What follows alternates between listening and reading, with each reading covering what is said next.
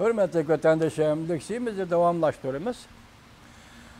Çünkü tört taraftan korşavda kaldı. Xi Jinping'in uruş kılış hatırı öğürlüdü. Mavzulu haber 8. ayının 5. gün Dünya Gazetesi ilan kıldı. Şu günü venvitor bitigi köçürüp besildi. Reis Xi Jinping haber bundak başlandı.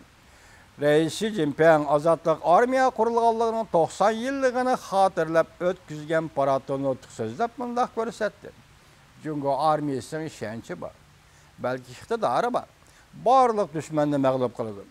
Cungo'nun her kandak bir parça zeminini bölüp çıkıp geçişki yol koyulmaydı. Degende Reis Xi Jinping'in bu sözü Amerika, Hindistan, Japonya'ya agahlandırış bergellik dep qaraldı.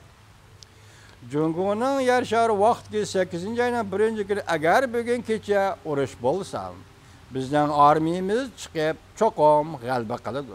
Mavzuluk makale e'lon qilib, maqolada mundaq ko'rsatdi. Azatlık armiya bugünkü uruş qilish tayyorlik qilib qo'ydi. Jungo rostli urush qilish paytiga yetib keldimi? Reis Xi Jinping vazifa o'tagan mezgilda urush qilish mumkinligi zodi qanchalik kishilarning muhokamasida qo'zg'aydi. Jungoning atrofidagi davlatlar hatto Amerika bilan harbiy to'qinish paydo qilish mumkinligi mavjud. Buna sebeplari tuvandikicha. Birinci, rayon ve yer şarı karakterlik, stratejik alametler ve Cungo'da içki amillarının yeteklişi.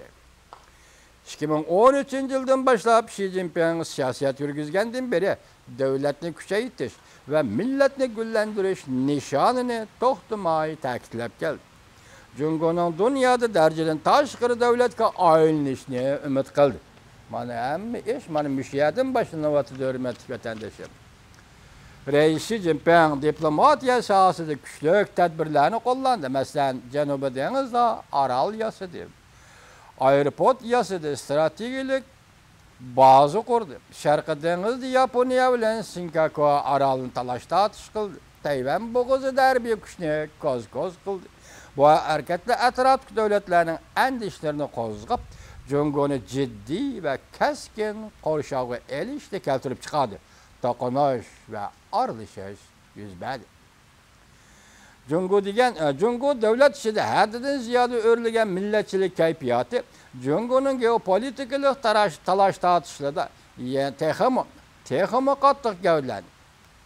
İkinci, Amerika Qo'shma Shtatlarining Prezident Trumpning tashqi siyosati ve Jungo siyosatining sababları Prezident Trump vazifaga o'tirgandan keyin Chavshan masalasini ching tutib asla qo'yib bermadi. Jungoni o'zliksiz tanqid qildi. Jungo Chavshan masalasida hech qanday ish qilmadi dedi. Jungoning Chavshan masalasi hech qanday ish qilmasligiga yo'l qo'ymayman dedi. Jungo tirishchanlik ko'rsatmadi. Chavshanning yadro qurollari taraqqiy qildirishni cheklamadi dedi. Ümidsizlandim dedi. Ana shunday tanqid qildi Prezident Trump Jungo hukumatini.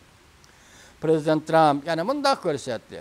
Agar Chavshan yadro qurollarini davomli taraqqiy qildiradigan bo'lsa, uning yadro qurollari Amerikaga yetib kela oladigan bo'lsa, Amerika Chavshan bilan cho'qim urush qiladi.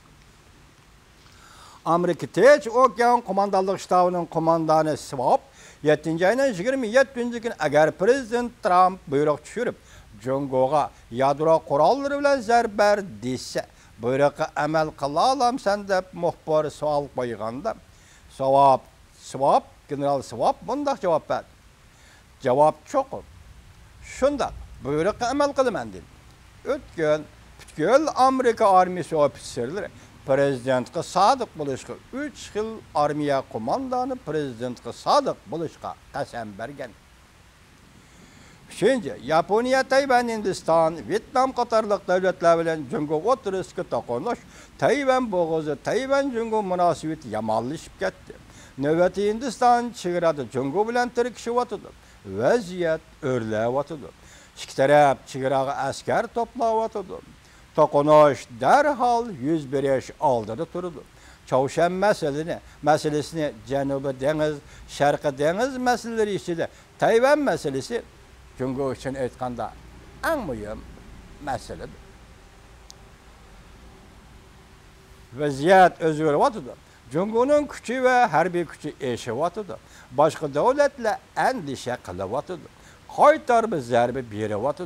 Mushundaq vaziyatda Rais Xi Jinping vazifa o'tagan musha mazgilda urush qilish mumkinligini yo'q degili bo'lmaydi.